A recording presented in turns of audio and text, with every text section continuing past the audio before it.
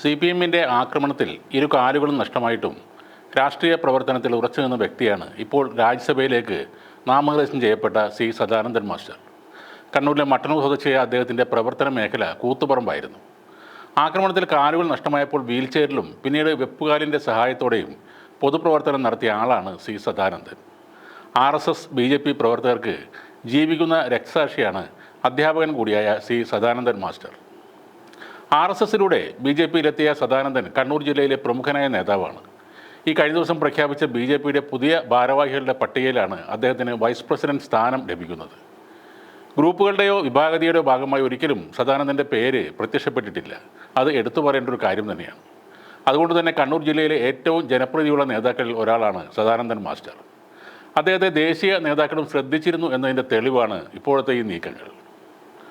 കൂത്തുപറമ്പിൽ താമസിച്ച് രാഷ്ട്രീയ പ്രവർത്തനം നടത്തുന്ന കാലത്ത് 1994 ജനുവരി 25-നുണ്ടായ CPM RSS സംഘർഷത്തിലാണ് അദ്ദേഹത്തിൻ്റെ ഇരു കാലുകളും CPM പ്രവർത്തകർ വെട്ടിയത്.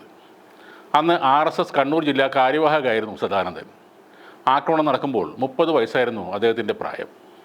അദ്ദേഹത്തിൻ്റെ വിവാഹ നിശ്ചയം നടക്കാൻ പോകുന്ന അവസരത്തിലായിരുന്നു ഈ ആക്രമണം നടന്നത്.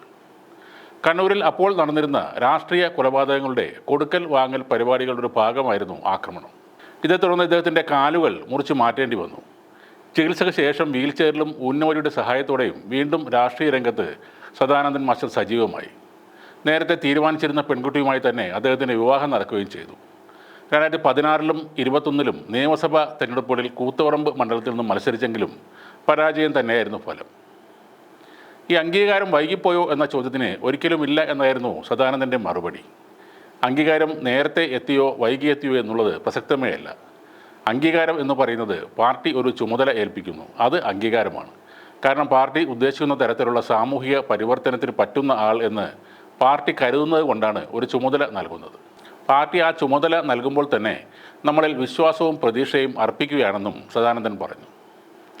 രാജ്യസഭയിലേക്ക് രാഷ്ട്രപതി നാമനിർദ്ദേശം ചെയ്തതിന് പിന്നാലെ മാധ്യമങ്ങളോട് സംസാരിക്കുകയായിരുന്നു അദ്ദേഹം. 2016-ൽ കൂത്തുപറമ്പിൽ BJP സ്ഥാനാർത്ഥിയായി മത്സരിക്കുമ്പോൾ സദാനന്ദൻ മാസ്റ്റർക്ക് വേണ്ടി നരേന്ദ്രമോദിയടക്കം പ്രചാരണത്തിനെത്തിയിരുന്നു. അക്രമ രാഷ്ട്രീയത്തിൻ്റെ ഇരകളുടെ പ്രതീകമാണ് അദ്ദേഹമെന്നും അന്ന് മോദി പറഞ്ഞിരുന്നു. കേരളത്തിൽ ഒരു MLA പോലും ഇല്ലെങ്കിലും BJPയിൽ ഇഷ്ടം പോലെ ഗ്രൂപ്പുകളുണ്ട്.